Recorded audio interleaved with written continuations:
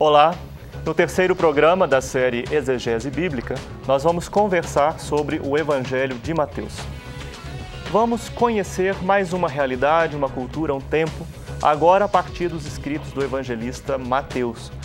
Para conversar sobre este evangelho, convidamos o professor Geraldo Cruz. Ele é mestre em Teologia Sistemática, professor na Faculdade Batista de Minas Gerais. Como vai, Geraldo? Tudo bem? Tudo bem. Obrigado por você ter aceito o nosso convite para falar. Estou muito honrado, Flávio. Obrigado. Você pode participar da produção do Religar e envie sugestão de temas através do nosso canal interativo. 3209-0122 é o número do nosso canal de voz. Você pode também acessar o site tvhorizonte.com.br/religare para deixar a sua mensagem. O Religare é um programa de extensão do mestrado em Ciências da Religião da PUC Minas. Você pode acompanhar as notícias, as novidades do programa de pós-graduação em Ciências da Religião através da página pucminas.br/ppgcr. Inclusive, através desse endereço, acompanhar o blog do programa Religare. Geraldo, como nós temos feito nessa série de exegese bíblica sobre o Novo Testamento, a gente começa sempre conversando sobre o contexto histórico em que o Evangelho de Mateus foi escrito. Qual que é o contexto histórico? Embora nós tenhamos as dificuldades de se datar a obra, não é? Se nós temos um Mateus aramaico ou se nós temos um Mateus grego, mas em ambos os casos nós vamos cair no primeiro século, né? Ou antes de 70 ou depois de 70. Então, em ambos os casos, nós temos aí o primeiro século, que é um século de convulsão social na Palestina.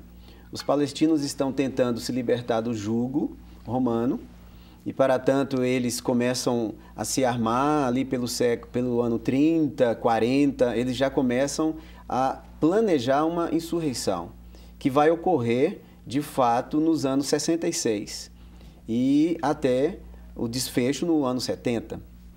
Então, é um período de convulsão social, de tentativa, mais uma tentativa judaica de estabelecer um Estado judaico na Palestina. Então, é um período muito tumultuado, quando o cristianismo está conseguindo, à margem desse processo histórico, o cristianismo está conseguindo o seu crescimento, né? Porque encontra, em meio a essas dificuldades, um ambiente propício para a mensagem da paz, a mensagem da esperança e do verdadeiro estabelecimento do Estado judaico, que não seria por vias bélicas, né? Então, o cristianismo, mesmo com esses aspectos negativos, socialmente falando, consegue encontrar um ambiente propício para a propagação da fé cristã. Então, esse é um ambiente em que Mateus escreve para as comunidades, né? Sim. No caso dessa comunidade de Mateus, qual que é o seu traço característico? O traço da comunidade de Mateus é tipicamente judaico. Nesse momento, os escritores, os historiadores da época, Papias, Flávio Joséfo e até bispos, né, como Irineu e Eusébio, eles vão dizer que Mateus, antes da sua peregrinação mundial, Mateus ele foca na comunidade judaica. Então, sim, Mateus se dirige aos crentes judaicos. E por isso toda a preocupação e todo o traço do evangelho dele, que nós vamos ver, né? Sim. Quem que é esse autor, Mateus? Interessante essa pergunta, né? Existem as discussões no campo exegético, porque os bispos da igreja afirmam que houve um Mateus, discípulo de Jesus, que teria escrito antes das suas viagens apostólicas, teria deixado um escrito para a sua comunidade judaica e, portanto, deixara o escrito em aramaico, com a preocupação de se comunicar, não é hebraico, aramaico. Então, alguns comentam que esse Mateus do aramaico seria o Mateus discípulo, mas o Mateus de uma possível tradução grega seria um outro Mateus, não é? Um pseudoepigráfico. Sim. E nós estamos falando de um autor, uma pessoa, ou nós podemos falar também de uma comunidade que escreve? Olha, há uma interação, Flávio. Nenhum escrito, ele surge do vazio, de um nada histórico, né? Há uma comunidade interagindo, há uma comunidade no seu contexto maior tentando compreender a mensagem de Jesus. A gente precisa saber que Jesus não escreveu nada. Então, os seus discípulos ouviram. Então, havia uma tradição oral intensa. Dentro dessa tradição oral, ela acontece no contexto de comunidades. Mateus está, inevitavelmente, inserido numa comunidade de crentes judaicos, de tradições judaizantes. Então, existe uma comunidade interagindo com o texto. Mas volto a dizer que esse autor aramaico seria um discípulo de Jesus, apóstolo, o Levi do texto, e interagindo com a sua comunidade, deixa um escrito solidificando os ensinos, o culto, a vida em comunidade antes de sua partida. Então, no aramaico nós temos um autor interagindo com a sua comunidade. Na tradução grega, a gente já vê no momento posterior, não é? Sim. É possível identificar diferença entre esses dois textos? No caso, vocês que se dedicam aos estudos sobre o Evangelho de Mateus, vocês têm uma versão no aramaico e quando vão confrontar com a tradução grega, vocês identificam as diferenças? Esse é o cerne do problema, porque nós não temos os manuscritos aramaicos. Ah, eles se perderam. Se perderam. O que se tem são as declarações de bispos quase que contemporâneos, né? Se a gente pega, por exemplo, Papias, né, que era de Herápolis, Papias está ali no meados do segundo século. Irineu também. Eusébio de Cesareia, né, que faz o concílio de Niceia. Eusébio de Cesareia faz menção. Jerônimo também faz menção no final do quarto século. Então, nós temos autores da época mencionando a existência do aramaico, mas não existe. Esses estudos são mais modernos, quando a crítica literária vai fazer um estudo comparativo. Sim. No início, até o quarto, quinto século, nós não tínhamos estudos comparativos. A preocupação dos 5 primeiros séculos era uma preocupação no sentido de fazer a conciliação dos evangelhos, as concordâncias. Entendo. Então, inclusive, Santo Agostinho fez a preocupação vigente, era de conciliar as possíveis divergências. Né? Jesus quebra o vaso na cabeça ou quebra o vaso nos pés? São 2 cegos ou 1 cego? Então, a preocupação não era uma preocupação no sentido de perceber as semelhanças, mas perceber as diferenças. Essa crítica bíblica a gente vai perceber já do século XVIII para cá, né? Então, essa preocupação é mais moderna. Há uma preocupação moderna, mas não há a presença do escrito original, né? Desse alegado escrito aramaico. Sim. É possível que tenha havido, nesse momento de confronto das diferenças, alguma tentativa de alteração no texto?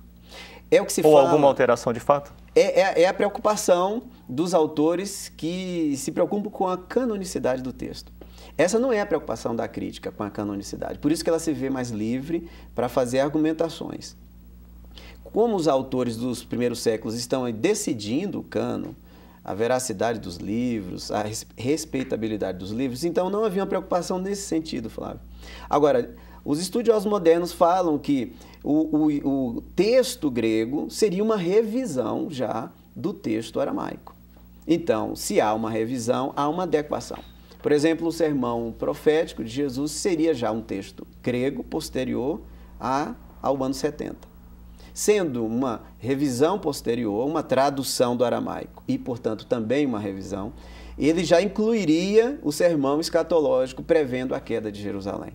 Então, no grego, sim, os críticos falam que há uma adaptação, uma leitura atualizada, uma segunda edição. Entendo. É possível identificar um estilo literário no texto?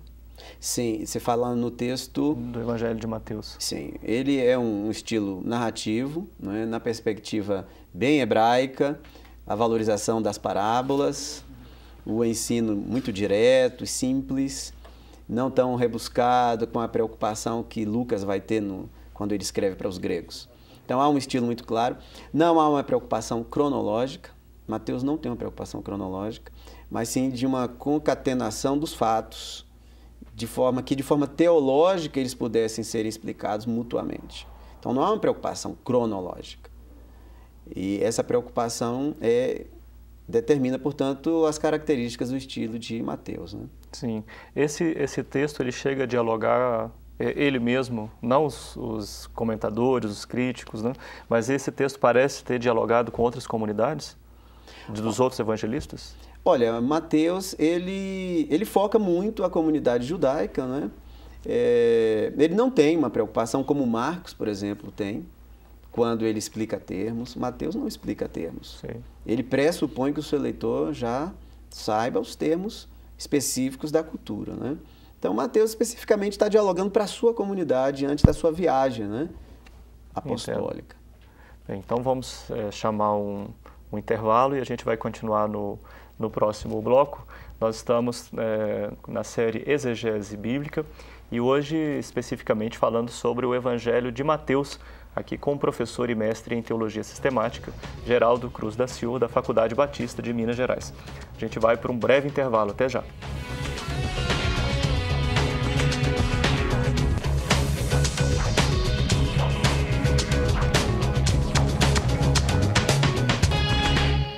O estudo e a interpretação do Evangelho de Mateus, nesta série Exegese Bíblica, é o tema do mês de setembro no Religare.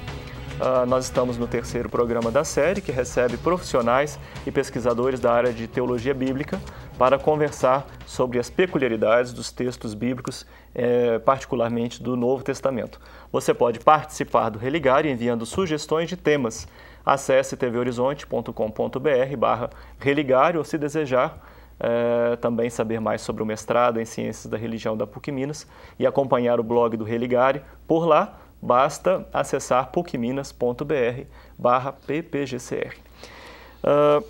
Geraldo, nós poderíamos falar de um tema assim, importante do Evangelho de Mateus, um conteúdo específico. Em parte, no primeiro bloco, você chegou já a mencionar um pouco, né, sobre essa questão. Sim, Flávio. Mateus tem dois temas centrais. Mateus se dirige a falar de um Jesus da sua realeza e do seu reino. Então, esses são os dois temas que dirigem toda a perspectiva da narrativa dele, não é? A realeza e o reino. Sim. E como é que ele trabalha esses dois aspectos? Muito interessante essa peculiaridade de Mateus. Porque ele procura, desde a genealogia, ligar Jesus a Abraão e a Davi. É no Evangelho de Mateus, então, que é aquele texto que vai...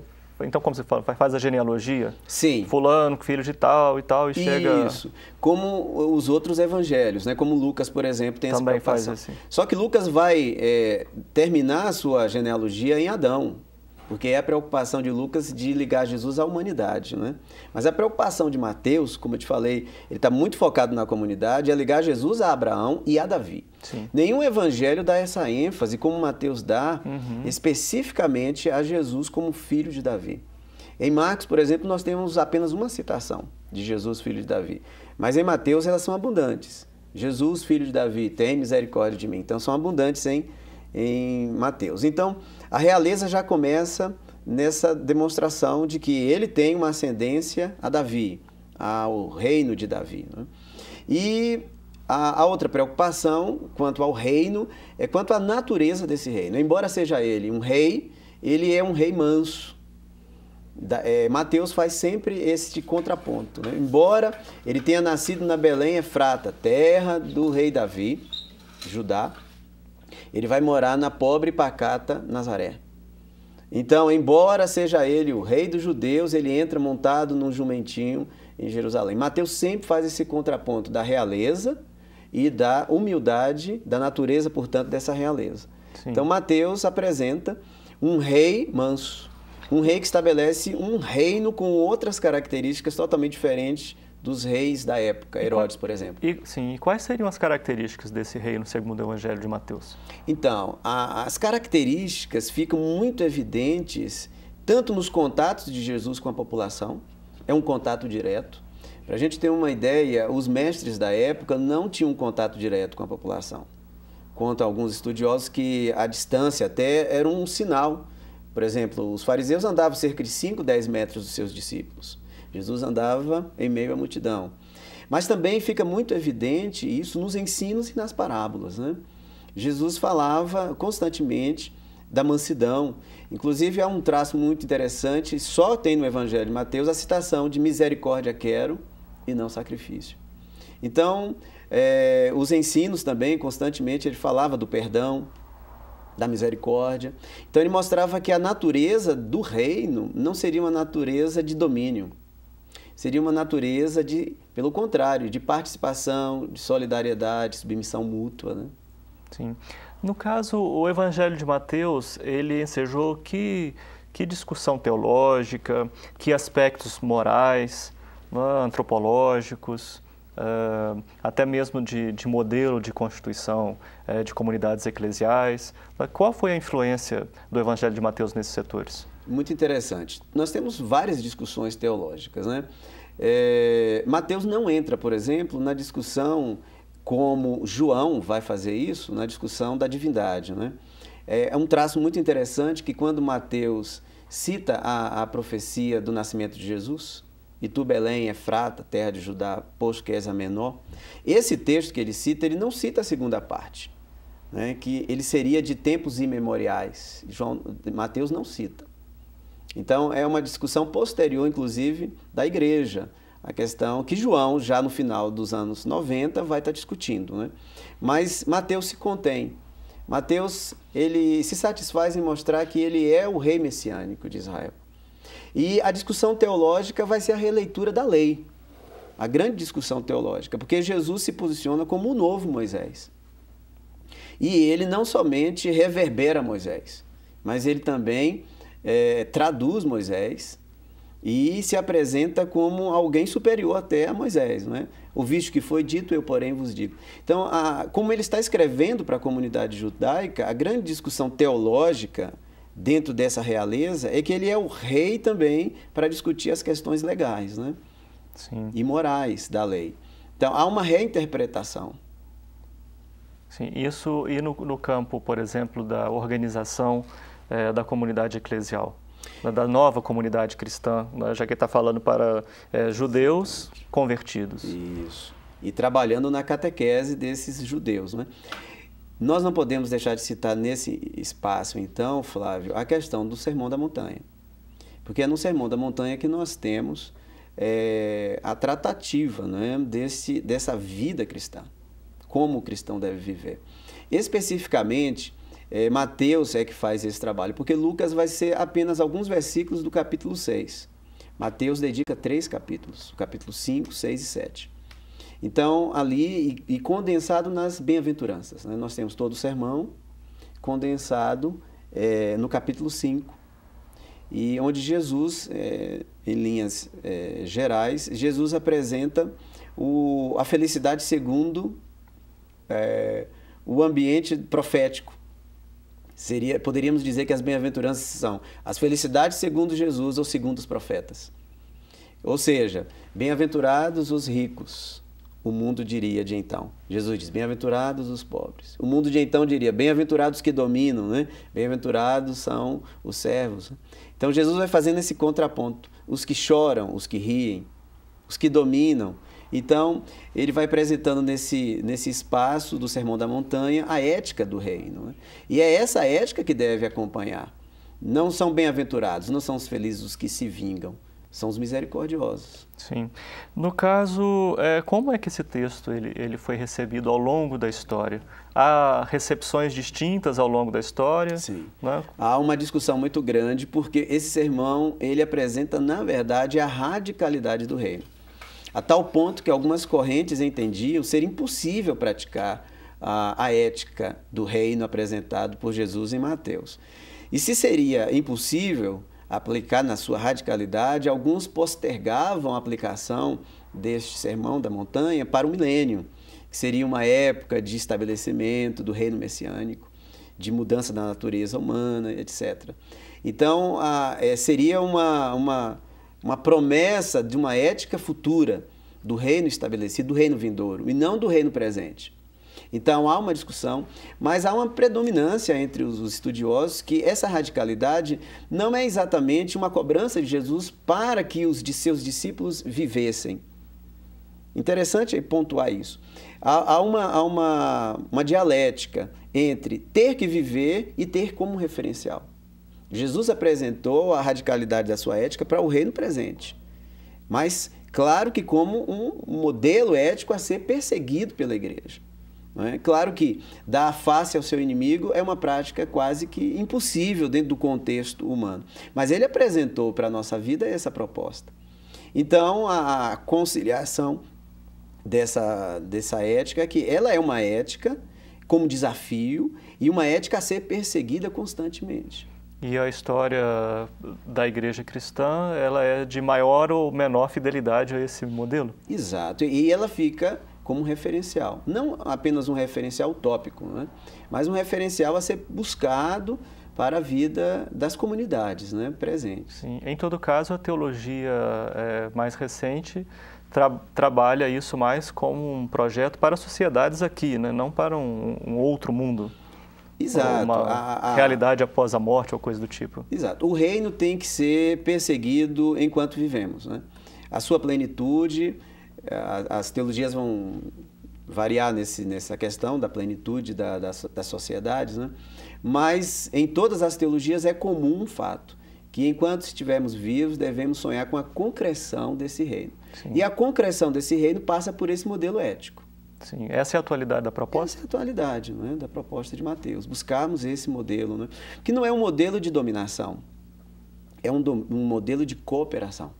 Leonardo Boff sempre nos instiga a isso, não é um modelo competitivo, é um modelo cooperativo, e eu acho muito interessante essa observação dele. E isso o Sermão da Montanha está nos instigando a todo tempo, né? O modelo de liderança não é aquele que domina, que impõe, mas aquele que participa, que serve, que está presente. Dialoga. Uhum. Olha, agradeço muito a sua participação aqui no Religar. Infelizmente, nosso tempo acabou, mas eu agradeço muito pelo esclarecimento. E através de você cumprimento toda a Faculdade Batista. Muito obrigado, eu que agradeço. Pelo trabalho. Olha, o Religare na série Exegese Bíblica fica por aqui. Na próxima semana vamos conversar sobre o Evangelho de Marcos, no 4º programa da série. Você não pode perder. Eu agradeço a presença do nosso convidado, o professor Geraldo Cruz. E para você, um cordial abraço e até a próxima semana com mais um Religare, Conhecimento e Religião.